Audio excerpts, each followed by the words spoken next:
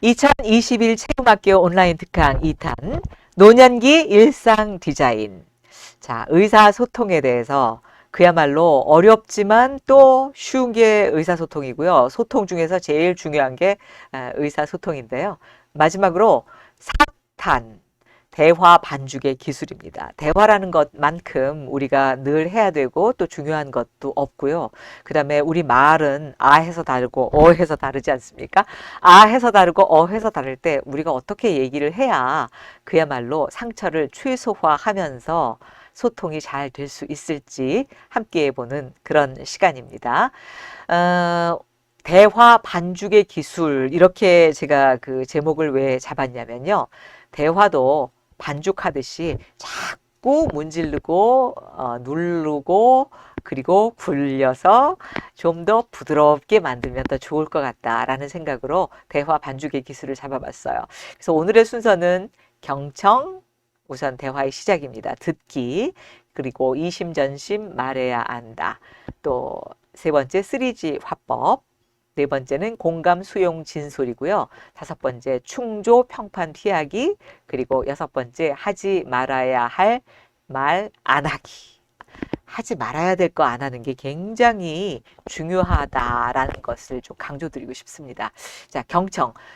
사실은 대화라는 것의 시작은 듣기부터 시작입니다. 우리가 귀가 제일 먼저 우리 그 태아에 있을 때부터 발달한다라는 얘기를 해요.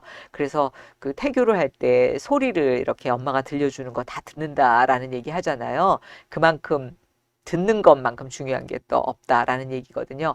이 경청의 기술 네 가지를 먼저 얘기를 하죠. 귀가 우리가 둘이고, 예, 입이 하나죠. 이것은 바로 듣기가 굉장히 중요하다라고 생각을 하면 됩니다. 보통 말하는 거에 비해서 듣기를 많이 하라라고 얘기를 하는 이유도 여기에 있습니다. 첫 번째는 잘 경청하려면요. 듣기, 키워드가 뭔지를 캐치를 해야 돼요. 저 사람이 무슨 말을 하고 있는지. 그 다음에 두 번째, 어떻게 말하는지 느끼기. 길어지면 적절히 질문하기, 그 비언어적인 감정 상태를 느끼면서 들어보는 거, 요런 게 굉장히 중요하고요. 그 다음에 네 번째는 왜 말을 하는지 이해를 하는 거예요.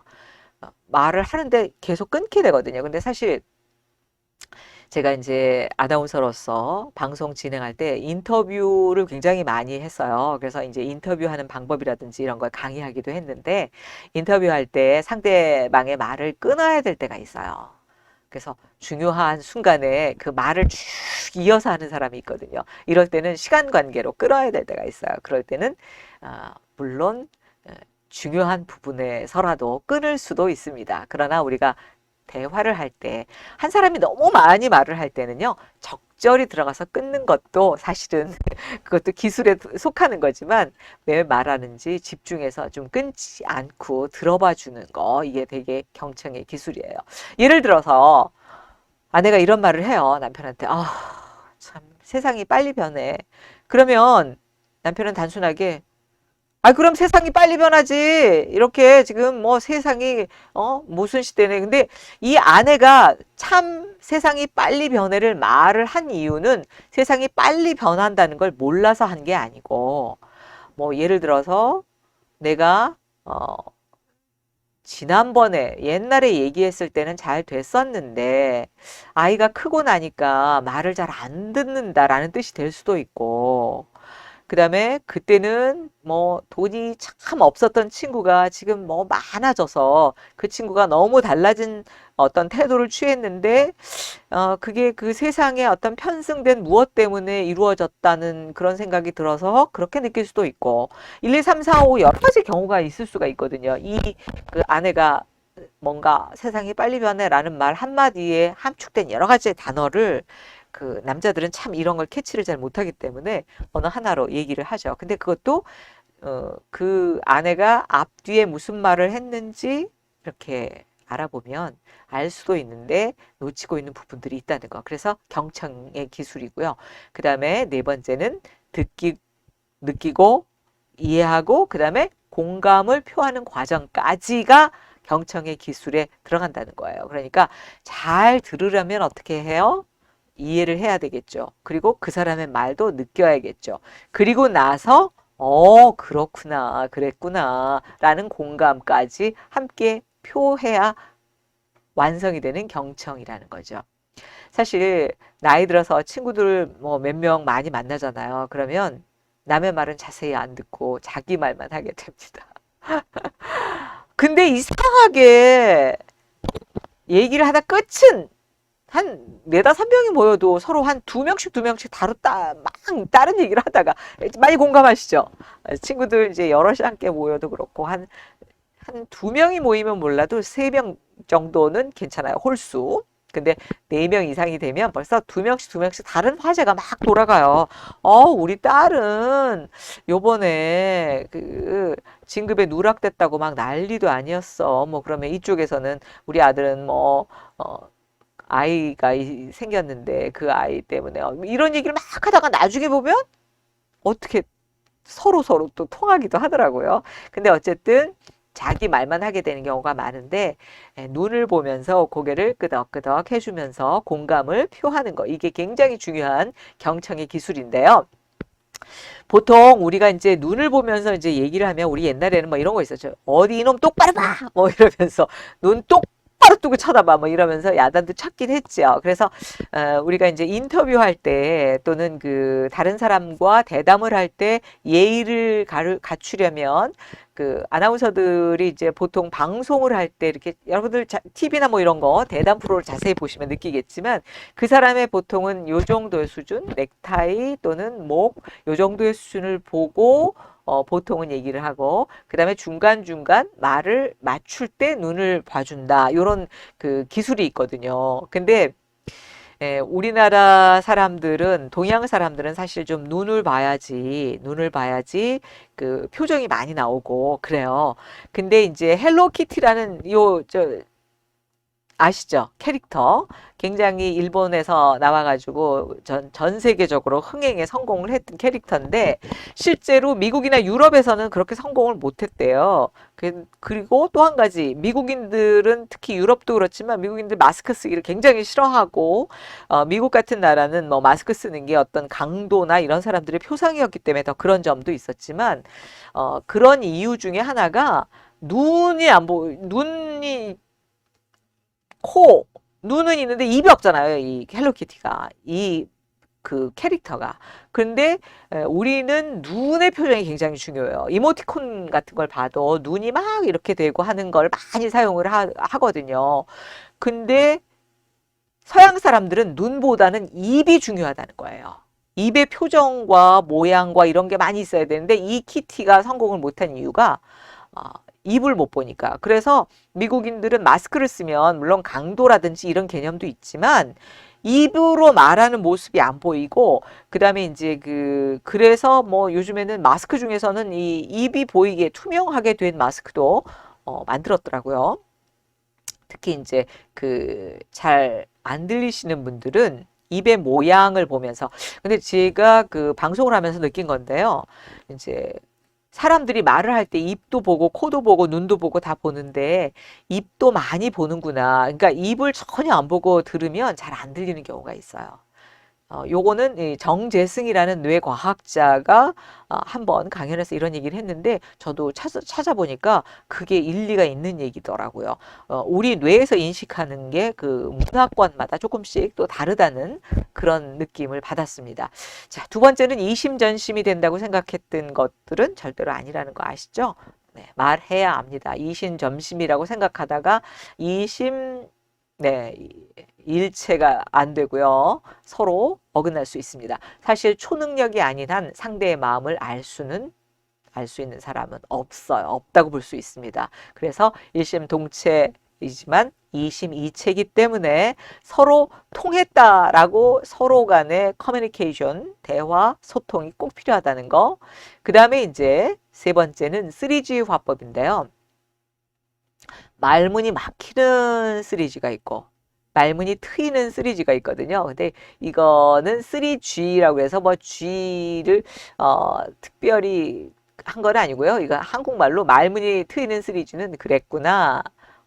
그렇구나. 그럴 수도 있겠다.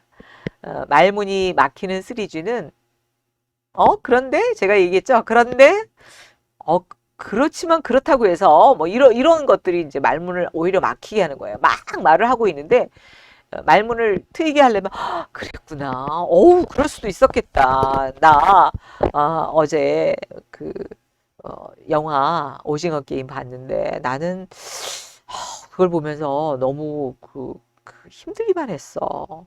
다른 사람들은 다 재밌다고 그러는데 나는 왜 그러지? 이러면 그래, 그럴 수도 있겠다. 그럴 수 있겠다라고 인정하면서 그 다음에 이제 그런데 나는 이랬구나 이랬어 그리고 자기의 의견 얘기하면 좀 나아요. 근데 그런 말이 없이 벌써 그래? 그런데 나는 그렇지 않던데 라고 얘기를 하면 이 사람은 자기의 얘기가 벌써 부정됐다라고 생각을 하는 거죠. 예를 들면 이런 거예요. 나 힘들어서 회사 때려칠까 봐. 그랬을 때 어떻게 대답을 하는 거죠? 그래, 너 힘든 거 알아. 근데 그래도 회사 때려치면은 다른 데 이직할 자신은 있어? 야, 너만 힘든 거 아니야. 다들 힘들게 살아요. 요즘에 코로나19 때문에 더 힘들어. 나 같은 경우도 힘들지만 참고 다녀. 아무리 힘들다고 그렇다고 해서 회사 때려치면 사회생활 어떻게 이겨내려고 그래? 요렇게 얘기를 하는 거죠. 그러면 기분이 싸해지면서 그래 내가 힘들다고 좀 얘기했더니 이게 뭐냐 이러면서 오히려 대화를 안 하게 됩니다. 그 다음부터는 다른 얘기를 안 하게 되는 거죠. 요럴 때는 이제 이런 거죠. 야, 그래. 내가 네 마음 다 알 수는 없어. 알 수는 없으니까. 뭐 다 알 수는 없잖아요. 그리고 또 다 형편이 다르고 상황이 다르고 모든 게 다를 수 있잖아요. 근데 진짜 힘들고 때려치고 싶은 마음이 들 것 같아. 이렇게 그냥 공감을 해주는 거예요. 그 공감만 해주면 그거 자체로 이쪽 사람은 회사를 때려치고 싶은 마음을 바꿀 수가 있는 거죠.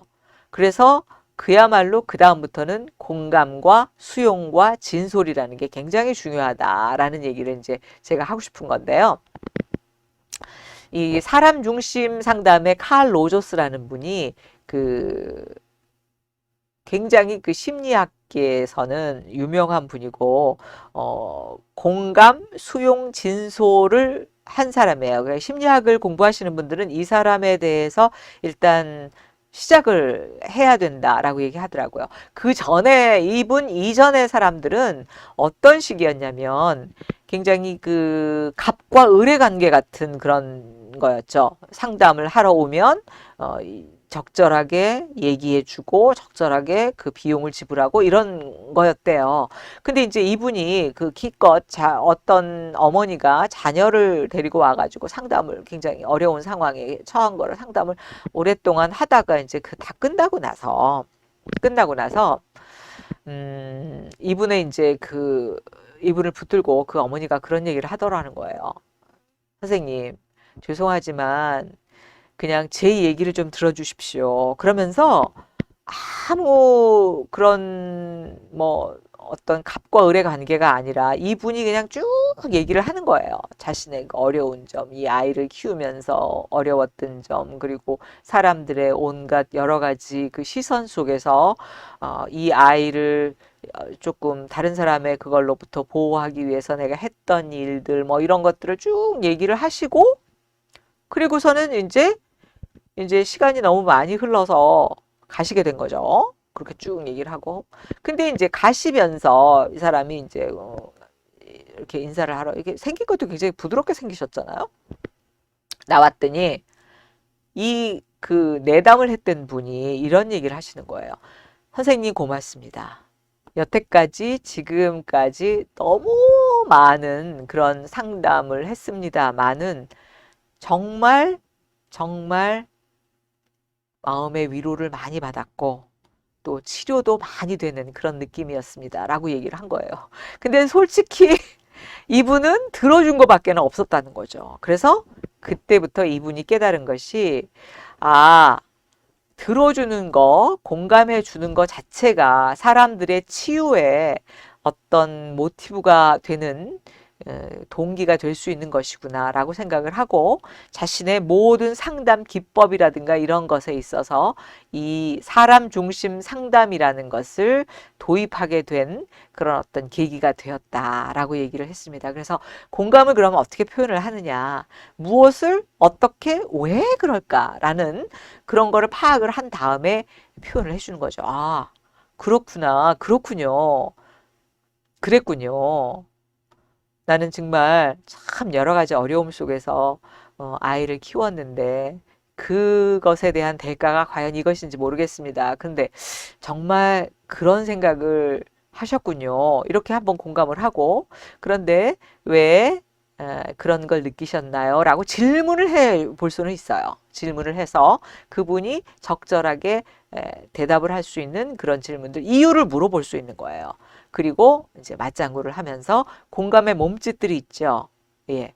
그 제스처를 너무 크지 않게 써주는 거, 그 다음에 아, 그렇군요 이렇게 하는 거랑 아 그렇군요 이거는 다르잖아요, 그죠? 이런 공감의 몸짓들 그런 걸로 그 사람들의 마음을 표현해 주는 거, 이게 굉장히 중요한 그런 어떤 덕목 중에 하나다라는 그런 생각을 해보는 거고요. 그럼 공감을 어떻게 표현할까요? 정보 확인식으로 막 언제 그러면 어디서 어떻게 막 이렇게 나는 그런 질문을 하는 것보다는 상대방의 감정이 그때 어떠셨어요? 예, 제가 그 2013년도에 마음 프로젝트라고 서울시에서 하는 어떤 그 심리 치료를 위한 치료가 아니라 힐링 릴레이 같은 그런 종류의 힐링의 다단계 같은 그런 종류의 프로그램을 시작한 적이 있었어요. 그래서 그때 이제 서울 시민 24명이 시작을 한 건데 누구에게나 엄마가 필요하다라는 그런 프로그램이었어요. 그래서 그때 저도 참 이게 익숙하지 않은 거였거든요. 누구의 말을 들어준다는 게. 그냥 이렇게 이제 갔어요. 서울시에 이제 어떤 별관에 무슨 조그만 회의실에 모였는데 무슨 강의를 듣거나 뭐 강연을 듣거나 이런 식으로 생각을 하고 갔는데 그게 아니고 그때는 4명씩 한 조가 돼가지고 그러니까 24명이니까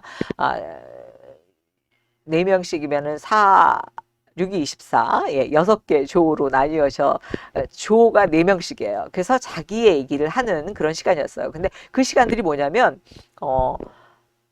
그 모래시계 같은 걸 놓고요. 적절하게 4명의 시간을 배분을 해서 나의 뭐 예를 들면 추웠던 기억, 그 다음에 나의 인생의 가장 어려웠던 시절, 뭐 이런 얘기들을 서로 하는 거예요. 그러면서 그거에 대해서 뭐 충고를 해주는 게 아니고 그냥 들어주는 그런 걸 했거든요. 그래서 상대방의 감정은 물을 수 있어요. 그때 그 생각보다는 느낌은 어떠셨어요? 생각은 아주 이성적인 거에 가깝잖아요. 그래서 그때는 어떤 감정으로 그런 걸 하셨어요? 어떤 의도로 하셨어요? 이런 식으로 물어보면서 하는 게 그 어떤 공감을 표현하는 거예요. 그러니까 공감이라는 거는 남한테 강요하는 게 아니라 상대의 어떤 그 인식 체계 안에서 온전히 느껴주는 게 공감이거든요. 그래서 이 상담하시는 분들이 이 공감 때문에 오히려 자신의 그 마음 치유를 위해서 저희 그 단체 이름도 공감인이라는 단체거든요. 그런 그것들을 신청을 해서 자기 자체를 어떤 또 치유하는 프로그램을 하는 정도로 공감이라는 거는 그분은 어땠을까라고 느끼는 거를 같이 해주는 거거든요. 근데 이제 공감을 방해하는 장애물 5가지를 제가 뽑아갔거든요. 이제 어떤 사람이 이런 얘기를 하는 거예요. 난 인생의 낙오자야. 지금까지 해놓은 게 하나도 없어. 이렇게 얘기를 하는 거죠. 그러면 그래. 공감이 아니라 이렇게 어머머, 예. 너 우울증 초기인 것 같아. 상담 좀 받아봐야 되는 거 아니니? 이렇게 얘기를 하거나, 두 번째는, 이거 안 좋은 거예요. 예, 그 나이 때는 나이 들고, 그런 생각 좀 하는 거 아니니? 나도 그랬어. 돌이켜보니까 나이만 먹었지 해놓은 게 하나도 없는 것 같아. 뭐 이런 얘기 하는 그런 경우도 있잖아요. 그죠? 그 다음에 또 3번째. 어머, 너도 그러니? 나도 요즘 되는 일이 없네. 아우, 죽고 싶어, 정말. 뭐, 이렇게 그냥, 오히려, 이게 맞장구인데, 이게 진정한 맞장구냐고요.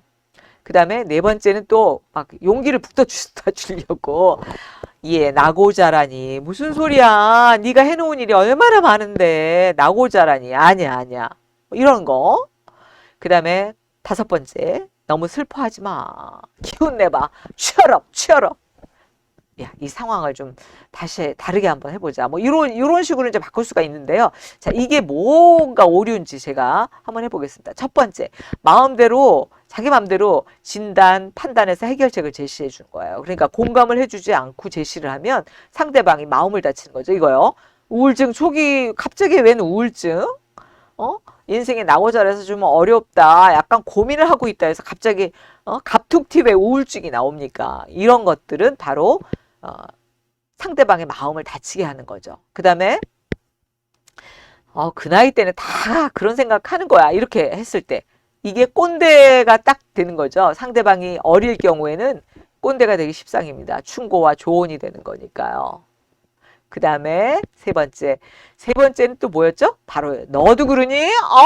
나도 좀 되는 일이 없어. 정말 사라지고 싶어. 막 이렇게 하는 사람이 있을 때 언뜻은 공감 가는 스타일인 것 같지만 바로 화제가 전환이 돼서 내 얘기로 돌아갔어요. 그리고 막 자기 화제를 막 신세한탄을 하면서 화제 전환을 하는 게 이거는 공감이 아닌 거예요. 그리고 나고자라니 무슨 소리야. 네가 해놓은 일이 얼마나 많은데. 이거는 뭐 용기를 주기 위해서 말을 했겠지만 실제로 이거는 공감을 하기 위한 방법이라기보다는 바로 잡아버리는 거잖아요. 그러니까 수용이 안 된 상태에서 위로가 도움이 안 되는 거예요. 왜 그렇게 생각하는지를 좀 들어줘야 되는데 들어주지도 않고 어머 그렇지 않아. 뭐 너 잘해놨잖아. 이거는 아니죠. 들어준 다음에는 그래 너 많이 해놓은 거 많잖아 라고 얘기할 수 충분히 있죠. 그 다음에 너무 슬퍼하지 말라 그러면서 막 위로해 주는 것 같죠. 근데 이거는 상대방을 수용하지 않고 그냥 답하는 게 되기 때문에 묵묵히 들어주는 게 굉장히 중요하다는 그런 거죠. 그래서 공감을 하기 위한 이런 팁을 여러분들이 알았으면 좋겠어요. 이 비폭력 대화라고 이 따뜻한 인간관계와 의사소통을 위한 이런 거를 관악구의 지역 정신건강센터에서 이런 거를 냈더라고요. 그래서 공감하는 꿀팁이 뭐냐. 느낌과 욕구를 알아주는 건데요. 실망스러운 기분이 있니?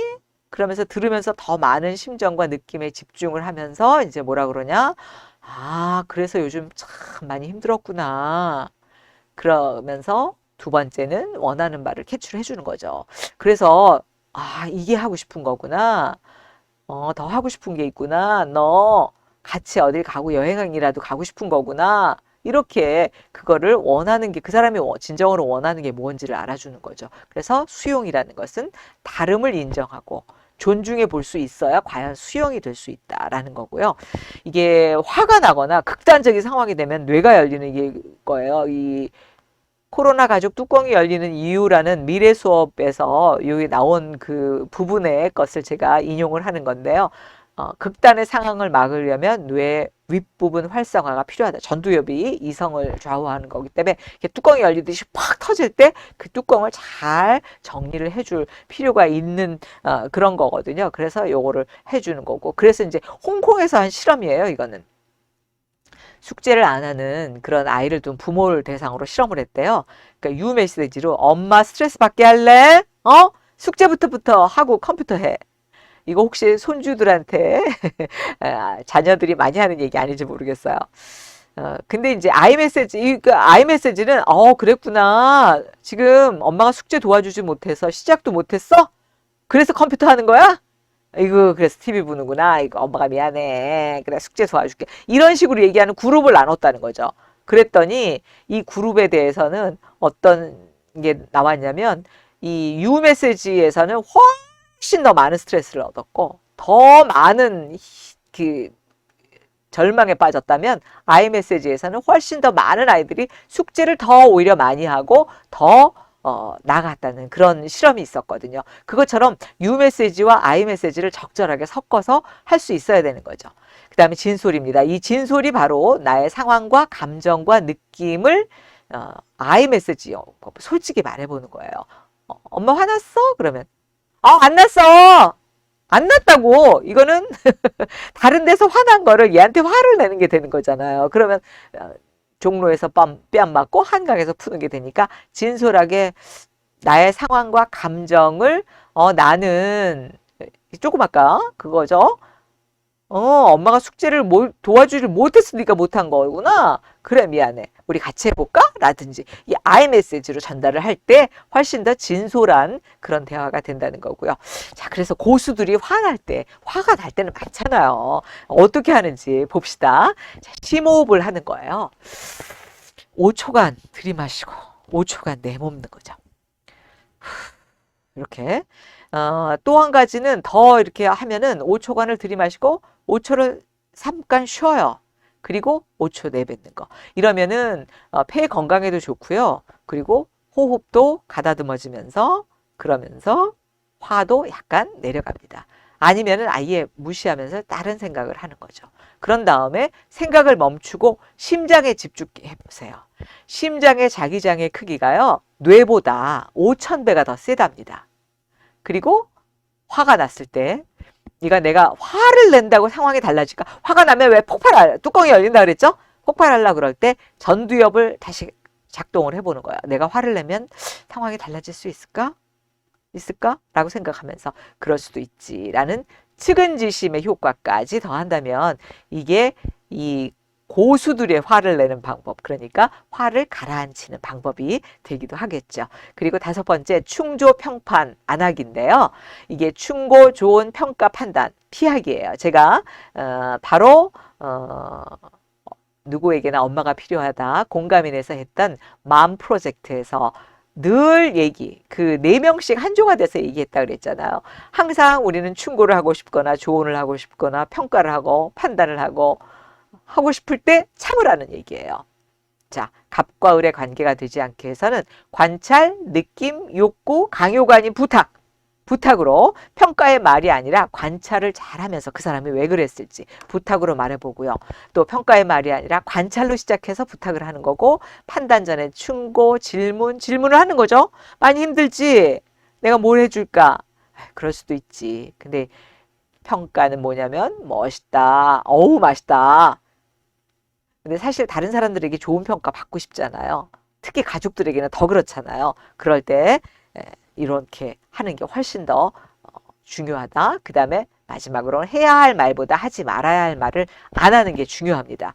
부와 행운을 달아나게 하는 나쁜 말 습관을 얘기한 그 분의 얘기인데요. 우선 내 잘못이 아닙니다. 이렇게 하는 것보다는 내가 무엇을 잘못했나 다시 해봐야지 반성하고 시작해야 되는 거. 내일부터 시작하겠다고 얘기하는 거. 내일부터 시작하는 사람은 영원히 시작을 못합니다. 그래, 오늘부터 시작하겠다라는 마음으로 했을 때 부와 행운이 찾아오는 거고요. 남들은 다 운이 좋은데 나만 나쁜 것 같아. 그게 남들은 운이 좋았다라는 말을 입에 달고 사는 사람이 있어요. 쟤는 운도 좋은가 봐. 근데 그런 사람들을 이제 조사해 보면 막상 운보다는 노력이 많았다는 게 있습니다. 내가 오히려 운이 좋다라고 생각하고 그 시기를 넘어가는 게 훨씬 좋은 거고요. 그 다음에 도저히 나는 시간 낼 수 없어. 나 너무 바빠.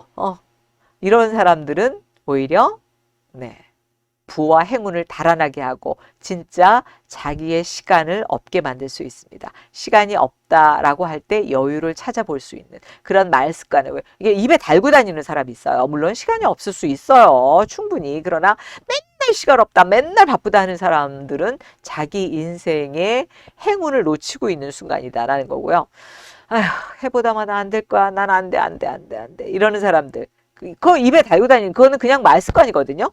그러면 진짜 안 됩니다. 해보고 부자들이나 성공한 사람들을 보면 우리는 성공한 모습만 보니까 성공했다고만 생각하죠. 그러나 성공보다는 실패의 많은 것들 속에서 경험을 얻고 그 속에서 다시 좋은 것을 찾아내는 사람들이 성공이 되는 거고 그것이 대화에서도 모든 인생에서도 삶의 소통에서도 누구랑 같이 사는 거에서도 중요한 거고요. 그러니까 말을 그냥 까먹지 말자라는 거죠. 그리고 늘 공평하다고 불평하는 사람들이 있어요. 이런 말은 될 수 있으면 뺐으면 좋겠고 그 다음에 피곤해. 짜증나. 스트레스 받아. 이런 것들 스트레스 받고 피곤하고 짜증날 수 있지만 이 말을 자꾸 입에 달고 사는 것은 피하자라고 켈리 최라는 분이 유튜브 채널도 운영하고 어려움 속에서 사업을 해서 성공한 분인데 이 분의 얘기인데요. 정말 저도 공감이 됐습니다. 말로 우리가 항상 천냥빚도 갚잖아요. 그러니까 말이 중요하다라는 것을 잊지 않았으면 하는 그런 생각이 들어서 정말 대화라는 것은 진심을 담아야 되고 소통이라는 것은 통해야 되는 것이고 그런데 하얀 거짓말이 왜 필요한지를 이걸 통해서 대화도 반죽을 하고 숙성을 시키고 그리고 배려를 통해서 대화를 하면 훨씬 더 건강하고 그리고 나를 위해서 그 누구를 위해서? 네, 나를 위해서 아주 중요한 덕목이다라는 얘기가 됩니다.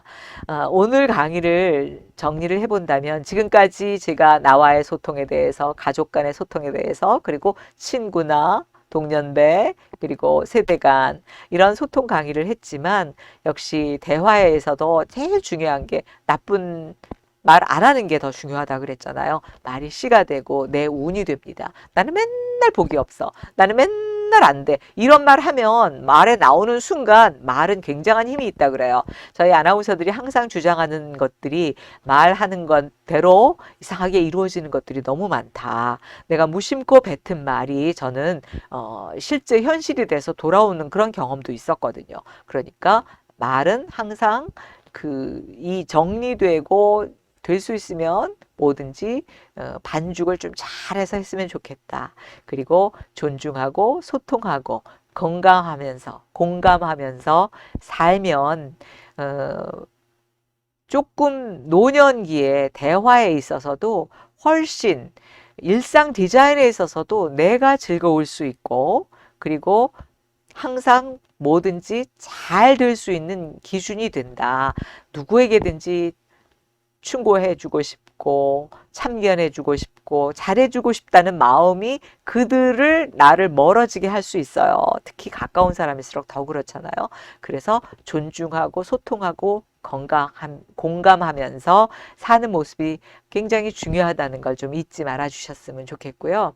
그리고 끝으로는 즐겁게 베풀면서 그리고 건강하게 살아가는 것이 가장 중요한 덕목이라고 생각합니다. 사실 살다 보면요.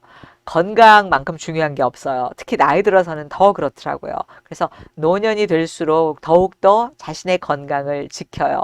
건강을 지키지 않으면 저절로 찡그려지고 힘들어지고 배려하고 소통하기 훨씬 어렵습니다. 그래서 나의 건강을 지키기 위해서 건강을 위해서 노력하면서 그리고 건강을 위해서는 더욱 즐겁게 할 수 있는 일 찾고요. 그리고 배울 수 있는 건 배우고 내가 또 배운 걸 가지고 베풀 수 있는 건 베푸면서 그렇게 즐겁게 사는 것이 정말 노년기의 일상을 잘 살 수 있는 잘 디자인할 수 있는 방법이 아닐까라는 생각을 해봤습니다. 지금까지 소통 크리에이터 변춘혜였습니다. 함께 해주신 여러분 고맙습니다.